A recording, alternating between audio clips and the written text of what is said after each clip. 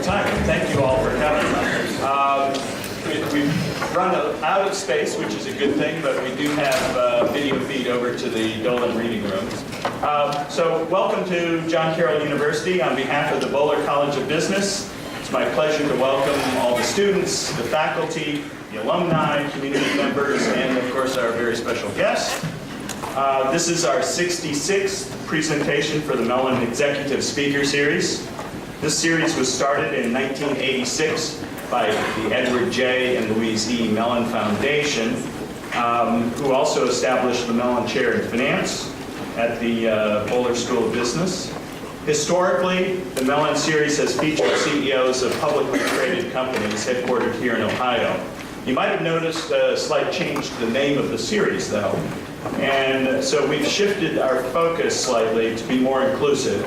While we'll continue to highlight CEOs of Ohio-based publicly traded companies, we now have expanded the series to include all upper-level executives, both current and emeriti, from all firms, both public and private. It's our intention that this change will keep the series relevant and cutting edge. Today's guest speaker is Michael Keresman III. Mike began his academic career right here at John Carroll. He graduated from the then Bowler School with a major in finance, or finance. Finance is not. Finance is word. You never know what it's called. What followed was nothing short of amazing, in my opinion. He went on to found not one, but two major corporations, each in very different industries. The first company that Mike co-founded was Cyrus Corporation. Cyrus' focus is primarily on healthcare, pharmaceuticals, and medical devices. At Cyrus, he served as Senior Vice President, CFO, CIO, as well as the Primary Operations Officer. After his time with Cyrus, Mike went on to found Cardinal Commerce, a global leader in e-commerce and mobile commerce. He served as Chairman, President, and CEO of the firm. A large part of Cardinal Commerce's success is due to the more than 80 patents that were created by Mike and his team at Cardinal. Under his direction, Cardinal Commerce has developed strategic partnerships with various payment brands, including Visa, MasterCard, and PayPal. In fact, just recently, the company was acquired by Visa. But there's a lot more to this story, and I'm going to leave the rest for Mike to share with you all. So without any further ado, please give a warm John Carroll welcome to Mike Keresman.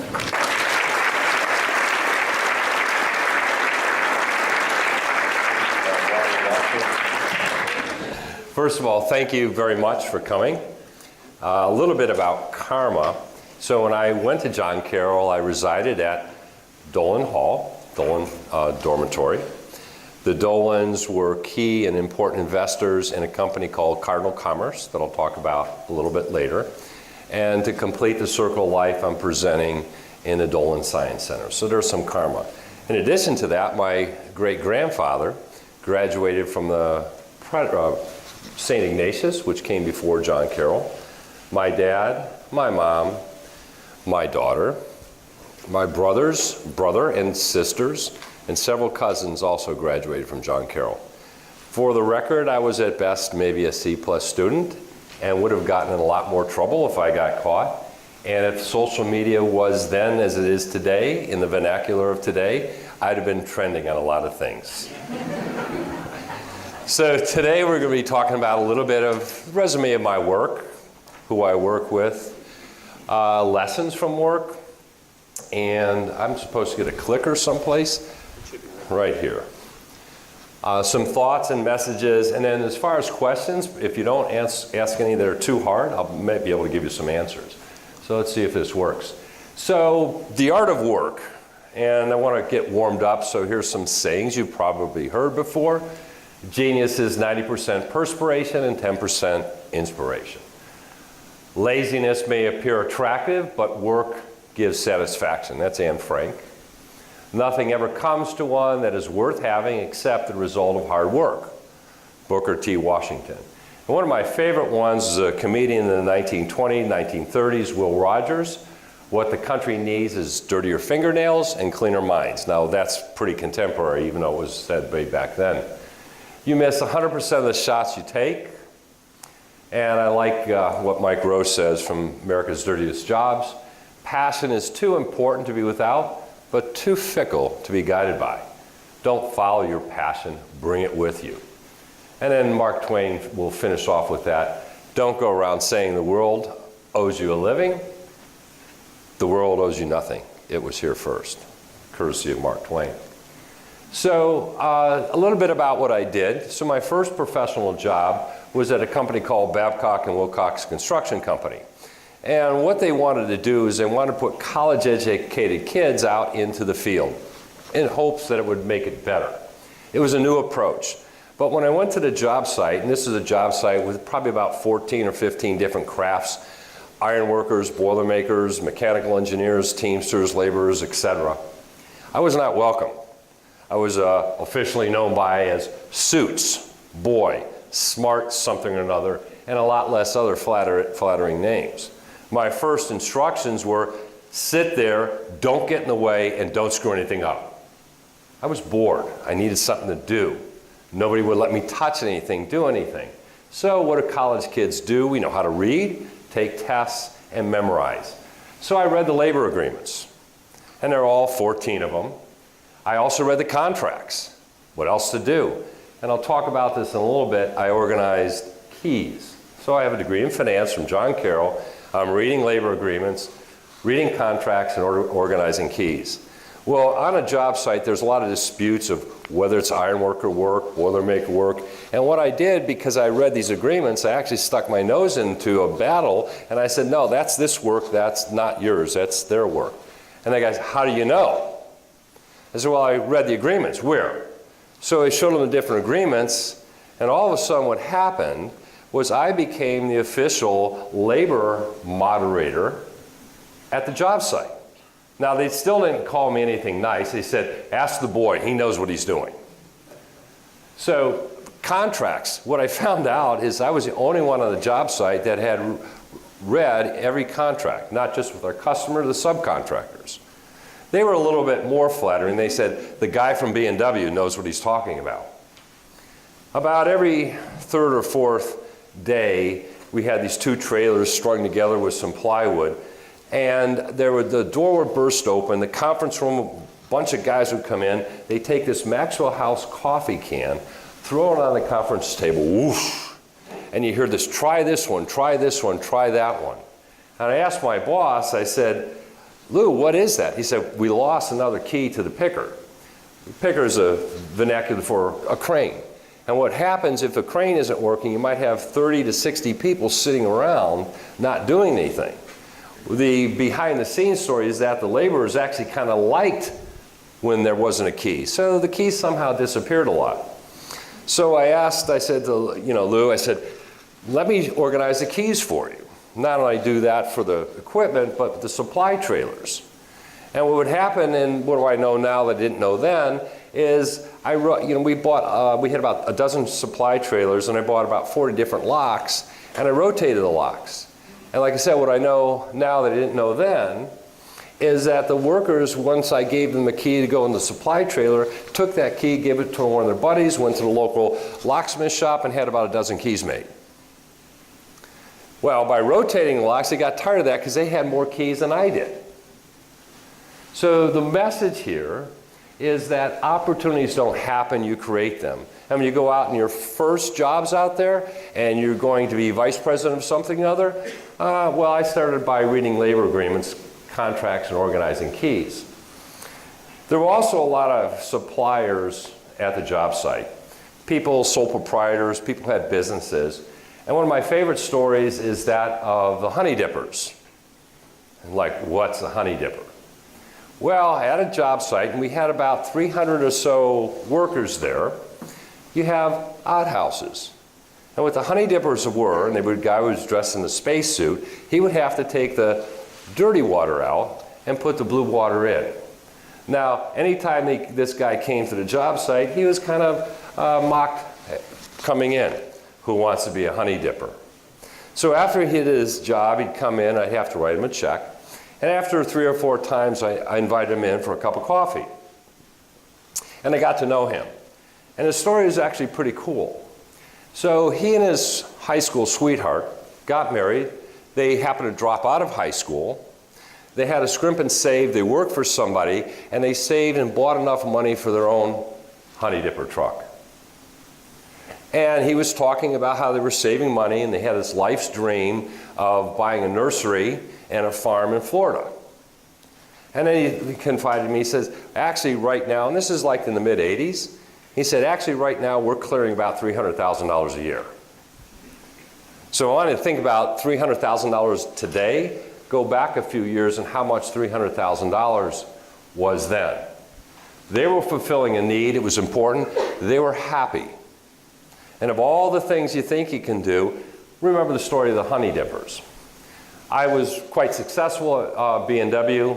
It also opened my eyes seeing a lot of these sole proprietors or small companies operate, that starting a company wasn't such a strange thing, and maybe I could do it. Maybe I didn't need to be a rocket scientist to start a business. So after that, I went to work for a company called Health America of Ohio. We created the first statewide HMO network in the country. And how HMOs really got started was in the shipbuilding era in Oakland, California in World War II. A lot of workers went to Oakland to build ships. And the HMO concept was really simple. It was a lot easier to import doctors and export patients. There weren't enough doctors there. And that's what's known as a classic doc in a box. When I started working at Health America, there were a couple paradigm shifts going on. First, healthcare was moving from a cost plus to a managed care, much like we have today, HMOs, PPOs, some kind of managed care. So almost at the same time, systems were changing radically. It went from centralized large systems to really the birth of distributed information processing. Back then we called them PCs. And what that enabled me to be able to do, because I had access to systems that I could actually use, as opposed to that big iron in the back room, I was able to develop and deploy the first information system to be able to manage network HMOs. And the importance of that is when in Cleveland, because we didn't have that influx of workers back then, we had to use the existing facilities, using existing doctors, hence the network. And we had to be able to gain the efficiencies to compete with the doc-in-a-boxes. And we did that with information. And because of distributed information, I was able to contribute to that. We went public in 1982. And what I found out is going public is a pretty cool thing to do. I was a CFO when we went public. So later on, I was fortunate enough to be part of the early team at Cardinal. And it's probably a bit generous to call me a co-founder, but I did ask the founders if I could call myself that, and they said, sure, so I am. So I was hired as director of finance. I ended up being CFO, CIO, SVP of operations, handled some investor relations. I worked for a fellow by the name of Bill Sanford, who was my mentor, my boss, and a friend today. We raised private equity. We had 4 rounds of venture capital money. And there was a paradigm shift going on. And prior to Steros, or just about when Steros was started, almost all surgical procedures and diagnostic procedures were done with simple geometry, stainless steel, hard goods, silverware, knives, forks, scalpels, etc. And to reprocess those instruments, you can put them in a high temperature, high pressure steam autoclave. So think of like your oven. The new devices were, different. They were delicate, fragile, heat sensitive. Think of endoscopes, colonoscopes, laparoscopes, all those instruments that go in one of your orifices. You have lenses, polymers, lens adhesives, all those kind of things. Just like you wouldn't put those in your oven, you couldn't put those in an autoclave. But there were challenges because we made the first rapid low temperature sterilization system that utilized a liquid biocide. Now that liquid, you just can't sell anything in healthcare. You need to go through 2 regulatory agencies, at least there's actually about 10,000 more, but those are the primary ones. the FDA, which would give you market clearance to be able to sell, and the EPA that gives you registration so you can do that. Well, we had a conundrum because the FDA said, well, we'll give you market clearance when the EPA issues you, when they do their licensing. And the EPA said, we'll react after the FDA.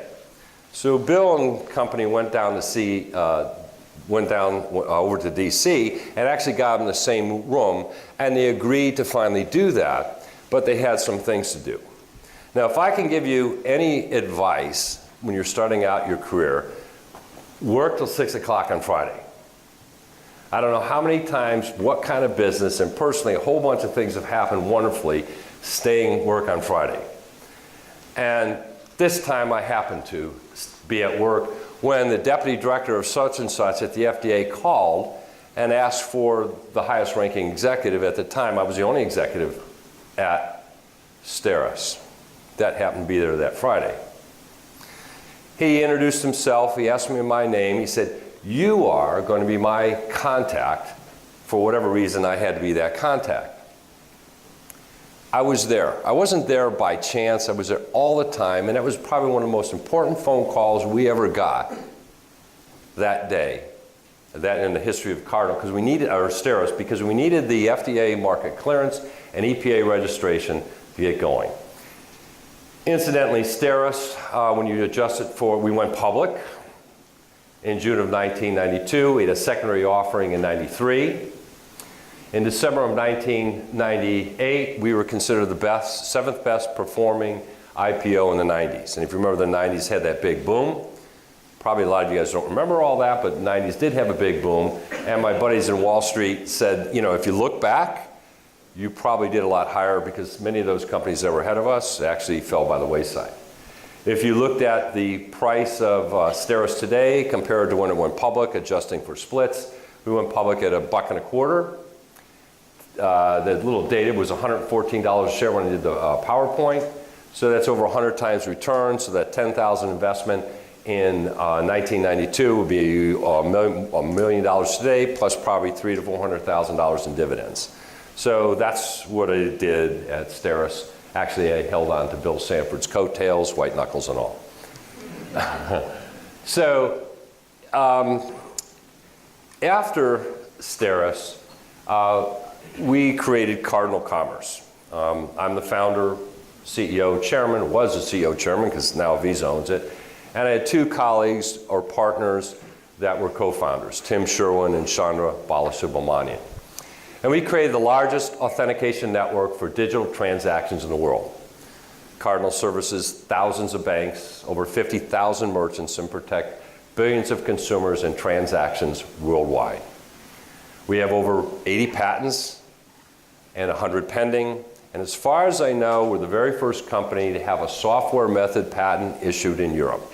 And it's a bit of a challenge because Europe really doesn't like to give software patents to anybody, particularly those in the United States, and even a software method patent to boot. So Visa purchased us last February 2017. I'm now self-actualized, retired, and writing a book cover to cover. I'm going to talk a little bit more about Cardinal in detail. So how did Cardinal start? Well, I used to have a high school recurring dream. I dreamt about this company that was quite successful in Cleveland, Ohio, that was named Cardinal.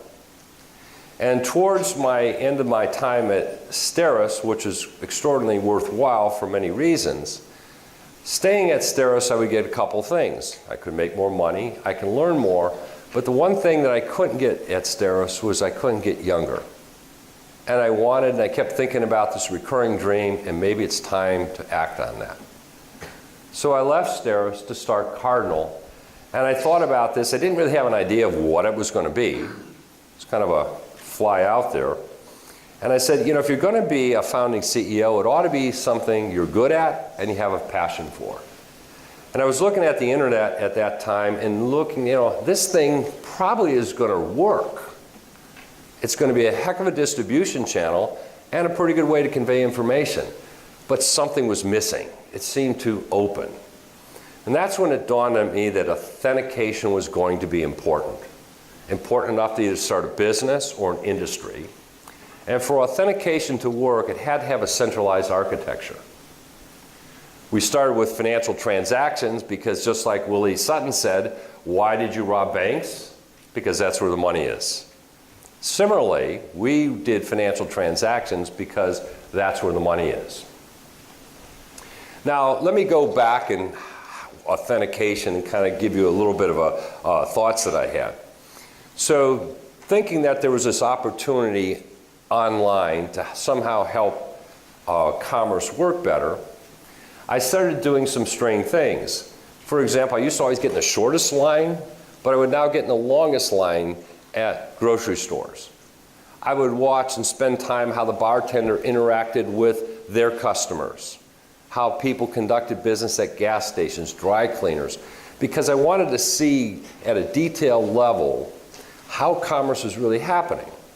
And what I noticed is that when the person at the cash register or the proprietor or the guy behind the bar, when they recognized a customer that they were familiar with, particularly if they liked them, I watched that interaction and how special that was and how easy it was and how comfortable.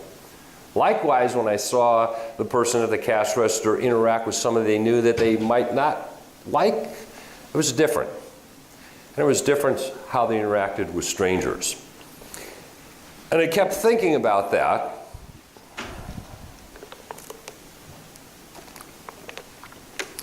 And notice that that recognition was key to how easy that transaction was. And how can we take that experience in the face-to-face world and extend that to the virtual world? In a place where, because that recognition in the face-to-face world was done visually. But when you go online in the virtual world, you don't see who you're dealing with. And we used to actually call it something a little different when we were at Cardinal. We call it going into the internet as an encoded, encrypted fistful of dollars. So you can buy safely and securely in an easy way. So here I am in a virtual transaction. I want to buy and you want to sell. So that was really the foundation of Cardinal and why we pursued authentication. Now, we were excited with our technology. We thought we had the right answer, and we were all going to become rich and famous in about 90 days. Kidding. So we went to the financial services network, banks, processors, payment brands, and we were like, look at us, look what this great thing we have. They were totally not receptive. They were very protective. They were not receptive to any third party getting in the middle of their transactions. And if you go back to history, when that internet boom went bust, a lot of these banks, processors, and payment brands had made significant investments that all vaporized, and so were very reluctant to get involved with anything new. So I was the initial funder of Cardinal, and I realized the opportunity was going to take a little bit more money than I had. So we needed money. And we were too early for venture capital or private equity firms. But we ended up, so what we did was we went right to accredited investors with our own private offerings. We went around town, every country club, church, synagogue, anywhere we can get a meeting to raise money. And we raised $30 million in private equity in Cleveland, Ohio, which people tell me that might be more than anyone else has. We happen to have an affectionate term for that. We call it just-in-time financing. Why just in time? Well, we raised money just in time before we ran out, so we call it just-in-time financing. Not only that, but our technology that we had, or our capabilities, the world at large technology wasn't quite suited or capable of delivering what we had created. We actually, something called a thin client and cloud-based capabilities, we were way before anyone called it a cloud or thin client. Even though the Electronic Signature Act was effective in 2000, it really wasn't put into place till about 2004, 2005. We even tried to get talent, and we ran into some challenges there. First, there wasn't any talent in Cleveland that had payment processing experience. Cleveland isn't really a credit card payment processing center. So we recruited out of town. Atlanta, New York, San Francisco, all the different places where they are. And we ran into some challenges. First, the people over there didn't want to come to Cleveland. Second, they wanted to make a lot more than we were willing to pay. And third, they didn't think we had a good idea. Other than that, they would have been good employees. So what we did is, again, we have an obstacle. How do we create an opportunity out there? So what we did is we went to colleges and we ended up hiring about 6 to 8 different recent college graduates over a period of 3 or 4 years and teaching them with the hope, the prayer, and the wish that they would become what they needed to be when we were ready to become our future leaders, executives. And today at Cardinal, some of those classes are actually, maybe there's 3 of them that are senior executives at Cardinal. And I think we have about 30, 40 people at Cardinal that the only job they ever had coming out of school was Cardinal. So what was an obstacle, no talent, we made into an opportunity, and it probably is one of the reasons that Visa bought us, because of the culture and the stickiness of people wanting to work at Cardinal and be in Cleveland. So I remember one of our first meetings at MasterCard, and we had a meeting with the president, and I can't remember her name, Miss Marshall, I'll call her. And we're giving our presentation that our super duper authentication system was going to eliminate fraud. And just when I said eliminate fraud, she stood up, pointed to us and says, "There's no such thing as fraud on the internet. And it's guys like you that perpetrate that and make consumers scared. There is no fraud on the internet." And that's not an exaggeration. Well, we all know that there is fraud on the internet, there's identity theft, all that kind of stuff. But it's an example how the status quo, not because they're mean and rotten, they're protecting their own interests, really don't want new folks into their world. So what do we have to do? We had to prove our own worth one customer at a time. So after some time, we all of a sudden accumulated some nice customers. United Airlines, formerly Continental, Google, Walmart, Expedia, Microsoft, and thousands of others. When MasterCard and Visa introduced their authenticated payment brands, MasterCard Secure Code, verified by Visa, they used Cardinal. PayPal used Cardinal. Discover used Cardinal, and many other payment brands around the world. We started to gain market acceptance and traction. We created the first intelligent authentication system in the world. We capture about 300 data points at the point of sale. We became relevant. Now, when I talk about those 300 data points, that might be a little bit like, what does that really mean? Let me give you something really, really simple. So when you go to a merchant online and buy something, one of the things you have to put into that website, that checkout page, is your email address. And in all likelihood, that email address is the same email address or text number that your bank uses to contact you. And without Cardinal, there's no way for that side of the transaction to compare what that side of the transaction is. So if Mike Keresman goes to a merchant, puts that email in, without Cardinal, they can't go, "Hey, KeyBank, do you have a Mike Keresman that uses this email address?" So we were capable of taking all the disparate information out there to enable authentication. So let me step back and show you what the real problem is. So when you go to the store, about 97% of all credit debit card transactions get authorized at the point of sale, excluding funds not available. So Billy Coughlin, that's why yours doesn't do, you don't have funds available. I get to pick on a buddy. So anyway, 97% of all transactions get authorized at the point of sale, excluding funds not available. International, that number's a lot less. Now, online, it's 80% because the merchants have too persnickety of a fraud screening system, and the banks have too tight of a risk mitigation system. But with Cardinal, we're able to lift the authorization rates to in-stores levels in the United States and higher internationally. Let me explain what that is. So fraud is a $2 or $3 billion problem a year, and we put a dent in that. But the real value of Cardinal was eliminate false positives. To give you an example of a false positive, if you went, let's say you use a MasterCard every day for grocery shopping, gas station, etc., and you go online and use your MasterCard and it gets declined, what most consumers do is set that aside and reach in their pocket or their pocketbook and get a Visa card and see if that works. And if that works, not only does that Visa card become the primary card to use online, that becomes their dominant card in the face-to-face world as well. And so that bank that had the relationship with the customer for many years, is a good, honorable customer on MasterCard, abandons them because of that false positive.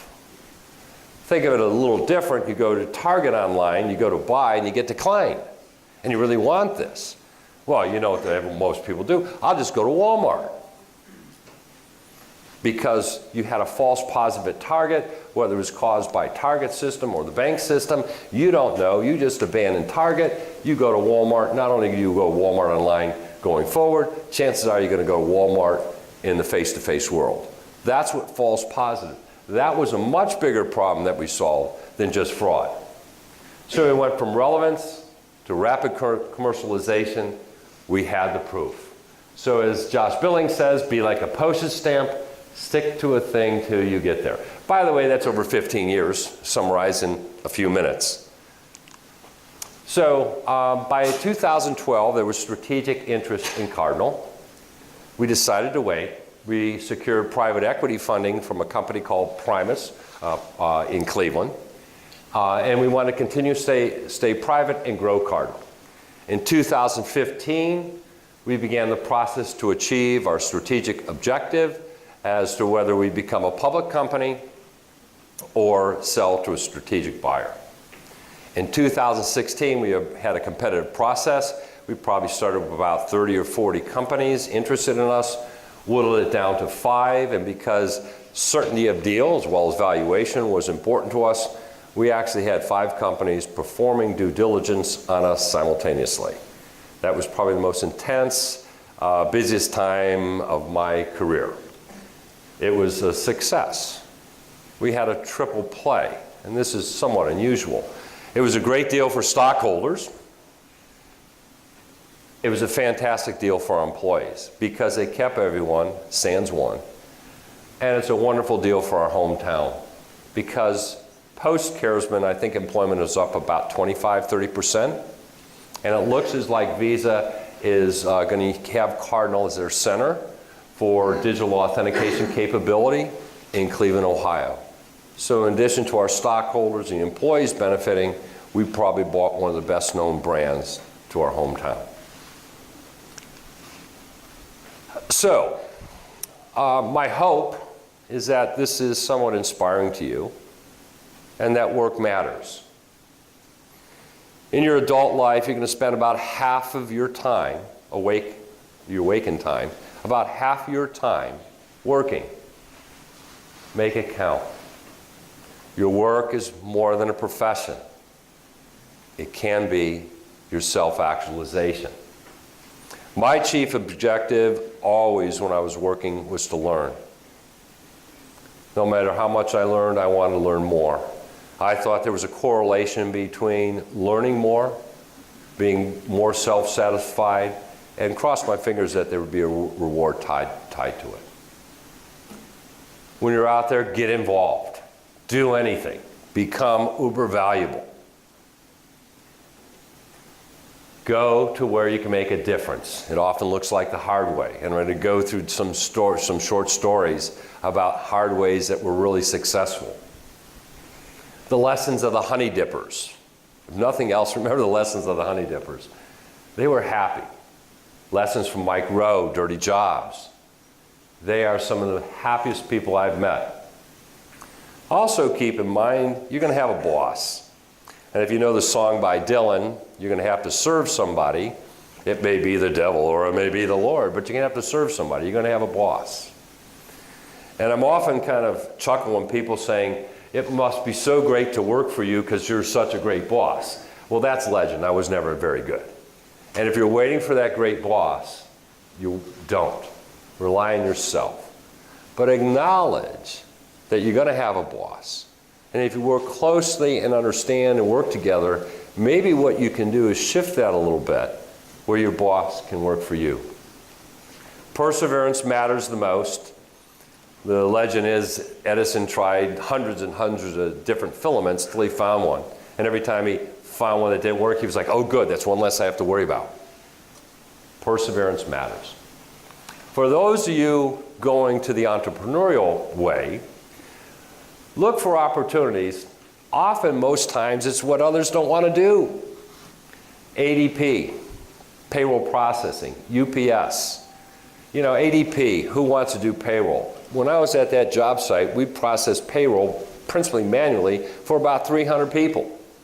And every week I did that, and it was pretty much a one-man job. Nobody came in and said, Mike, thanks, you did a great job, you got my paycheck right.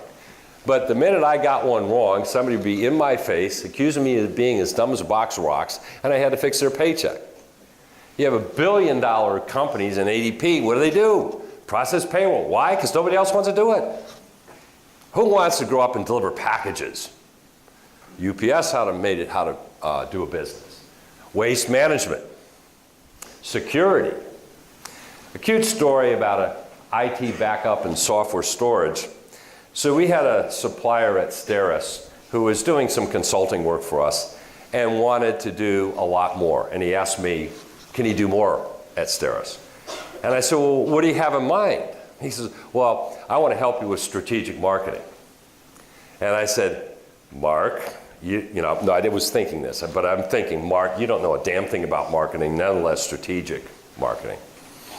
So he said, well, what can we do? I said, we have this issue with backup tapes and storing them and make sure they're done in a timely fashion. And we actually had an incident where what we thought was a good system wasn't working, and I'll pay a handsome penny to come in, take our backup tapes, make sure there's something on those tapes and store them and bring them back and give me these reports periodically. He goes, well, I can't do that. So what do you mean you can't do that? He goes, well, I need lots of money. I said, what do you need lots of money for? Well, I need vans, I need trucks, and I need people to do this.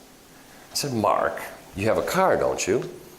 He said, well, yeah. I said, why don't you take a Sharpie and write Mark's IT storage on the one side. You can take a different color Sharpie and write it on the other side. He said, well, I need people to do this. I said, Mark, you can do this. Well, I don't know where to store these. I said, you can get a used fire safe at the supply store. For those you know heard of Iron Mountain and that industry, those industries are multi-billion dollars.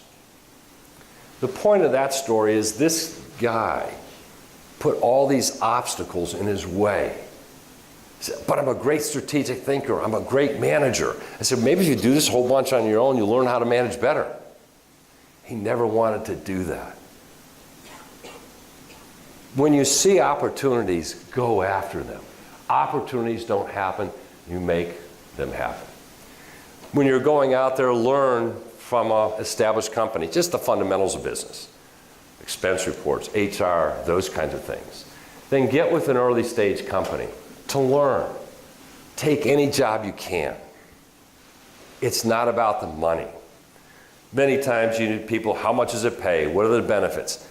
That's toxic. Go for the opportunity, go to learn. It'll catch up with you. Be a mule horse, not a thoroughbred. A thoroughbred's a great animal. Nothing runs faster on a clean, straight, manicured track. That's not one won the West. Mule horses did. Mule horses, not horses.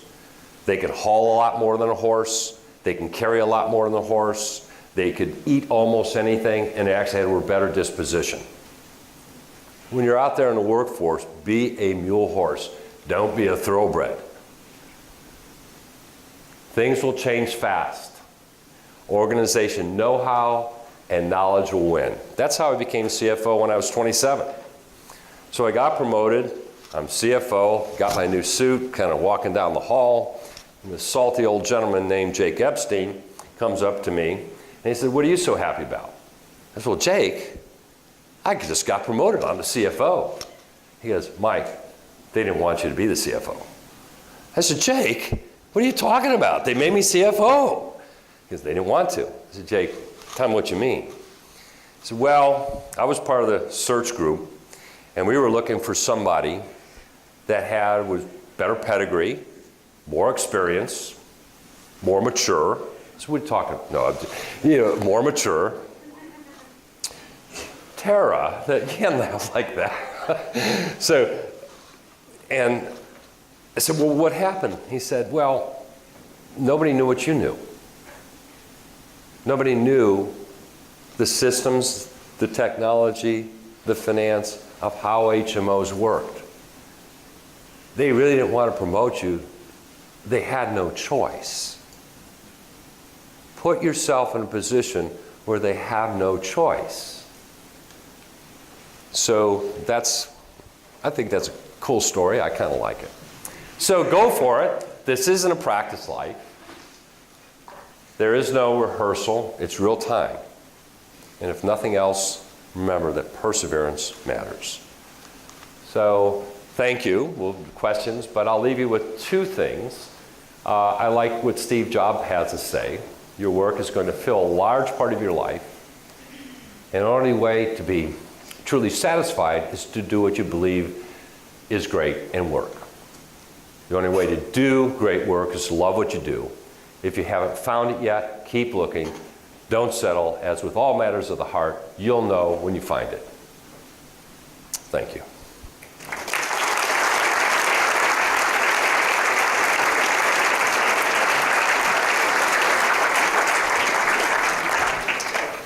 Do we have any questions? We've got a microphone here. Don't be shy. We have a question from this young man over here.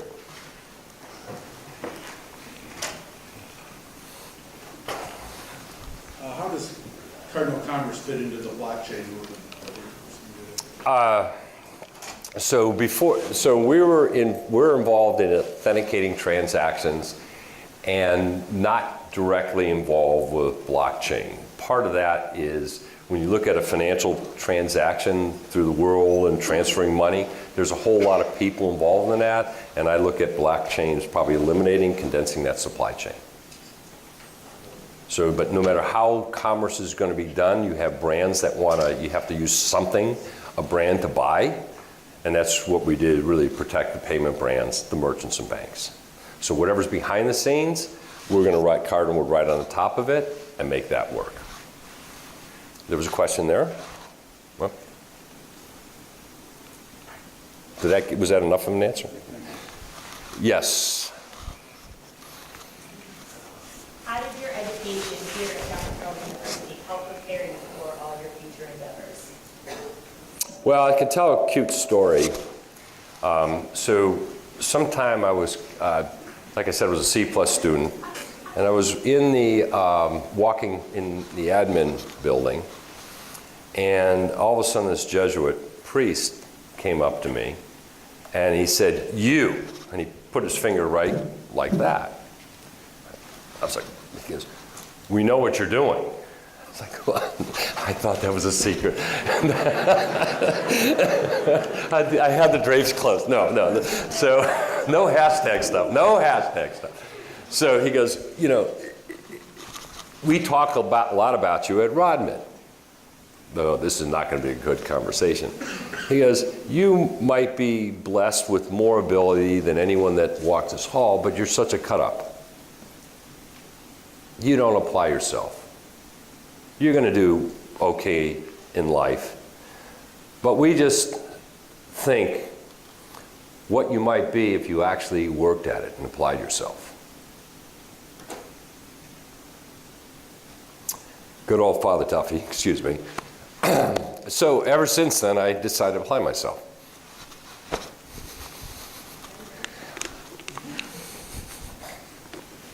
Michael? Mike, you've hired a lot of John Carroll students. Thank you. John Carroll students changed over the years. What's your perspective the last few years? You've hired graduates the last time. So without a doubt, I can give you that. So compared to my early career to now, they look a lot younger.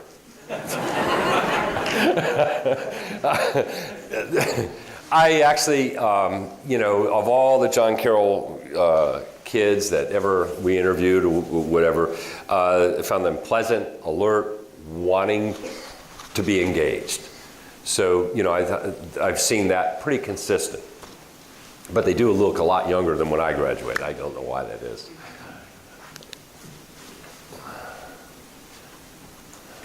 Yeah, oh, you're not, you should ask a question because you kind of made a quick movement. You don't want to ask a question? Okay, I'm embarrassing her. We have a question there, yes, sir. What's the difference between financing and financing? Pardon me? So my college professor, Dr. Clifford, who was schooled at the School of Wharton, was very emphatic that finance was a noun, finance was a verb. And if you wanted to get through his class, you learned to say, I have a major in finance. You finance a car, major in finance. So I was just schooled that way. And probably if you looked up in a dictionary, it's interchangeable, but I'm going to be a little, you know, persnickety in honor of that, one of my favorite professors. Yes, sir. When you went after your first customers at Cardinal, Yeah. how'd you sell them on the process when you really had no customers at that time? Well, very interesting. we had a John Carroll graduate, and his dad had said, you know, my son is having a hard time finding a job. Would you please hire my son? Just have him do anything. And, you know, you don't even have to pay him, just hire him. So we did hire him and we did pay him. His name was Mike Roach.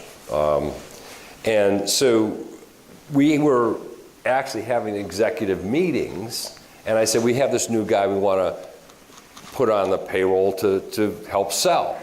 And I said, well, we're going to sell through distributors, and all these muckety-mucks were talking about how to do things. And nobody wanted Mike to work for him. I kind of forced my will on someone to take him. And I said, Michael, just make calls and see what you can do.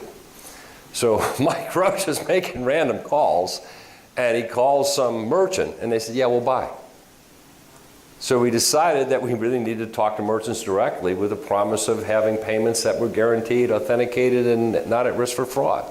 And so he just, again, almost within the startup company where we're all, you know, we were in our own way in that case, and some kid just out of school didn't know what he couldn't do, and he did it.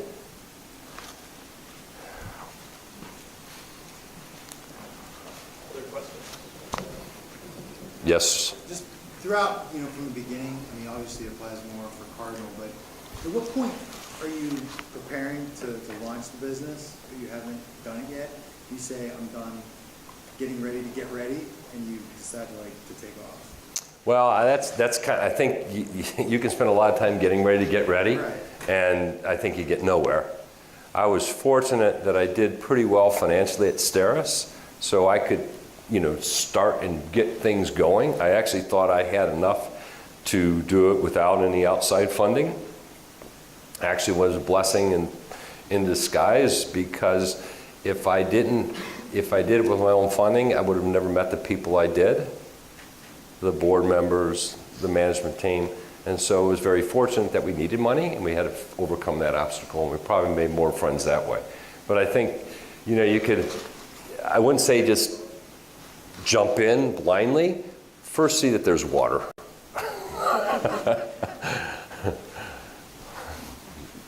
Yes, young lad? B&W, Cardinal Commerce, Steris, they're very different companies in different industries. Would you say it was difficult to traverse industry like you did, or was it more just a matter of having the opportunity to try to make things? Well, my hope was that you saw at B&W I was fresh out of school. And I didn't know what I didn't know. And I saw some things happening, and I didn't know to read labor agreements. Probably I would have never learned about the honey dippers. If you would have asked me coming out of college when I had my diploma, I would have never thought one of the first things I did was organize keys. And I saw a lot of independent businesses there. So that was foundational in opening my eyes. I tried to show when I was at Health America that there was this blend of IT and me actually getting involved. Because back when I went to college, you learned to program in Fortran, okay? And I still remember the key command, do it to it, was Fortran command. That was about my extent what I remember. But now with distributed information processing, I actually can get and use and begin some programming in a business challenge. And in Steris, you're learning how a company from scratch grows. So, you know, again, you know, work at an established company in a new chain, get in there, learn something, and then, you know, Steris, I really saw a start to finish story. And I was getting to that point where I probably had the right blend of enough money, experience, and age, gumption to take the next step. So from, you know, the outside looking in, it might look strange, but from the inside looking out, it was a perfect path. And probably you're going to find, you talk to anyone that's been around, they're going to have what appears from the outside, a back, forth, back, but almost in all likelihood from the inside looking out, it's a straight line.